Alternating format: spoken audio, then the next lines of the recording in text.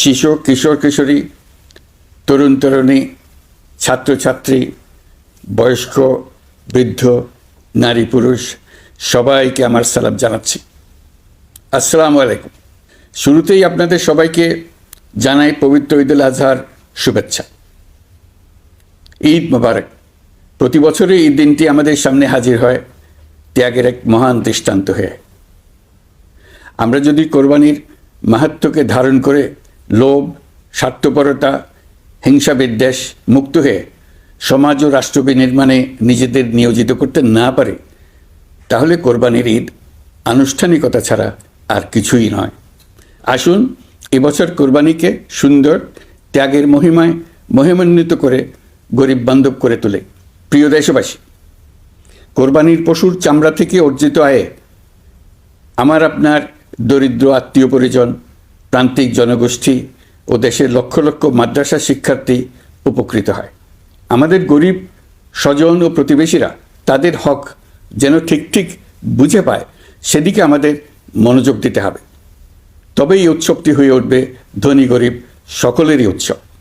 পশুর চামড়ার ন্যায্য মূল্য নির্ধারণ, বর্জ্য ব্যবস্থাপনা সহ সার্বিক বিষয়ে সুষ্ঠু ব্যবস্থাপনা নিশ্চিত করতে সরকারের একটি উচ্চ পর্যায়ের কমিটি কাজ করছে।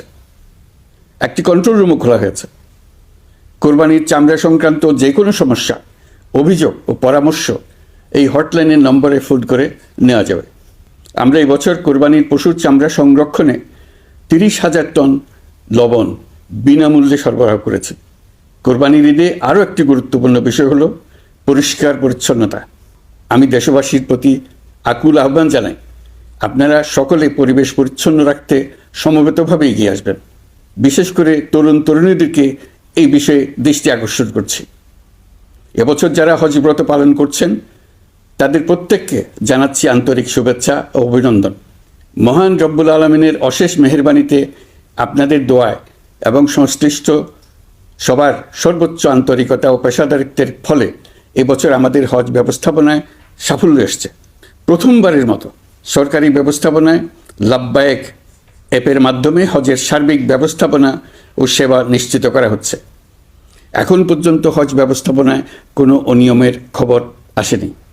টাকা দিয়েও হজে যেতে না পারার যন্ত্রণা কাউকে কাঁদতে হয়নি। হজ ক্যাম্প কিংবা বিমানবন্দরে কোনো হাজিকে প্রতিবাদ বিক্ষোভ করতে হয়নি। প্রথমবারের মতো সরকারি টাকায় কাউকে হজে পাঠানো হয়নি। প্রিয় দেশবাসী, ঈদ উল ফিতরের অভিজ্ঞতাকে কাজে লাগিয়ে দীর্ঘমেয়াদে বাজারের জিনিসপত্রের দাম স্থিতিশীল রাখতে আমরা তৎপর হয়েছি। এবার কোরবানির ঈদেও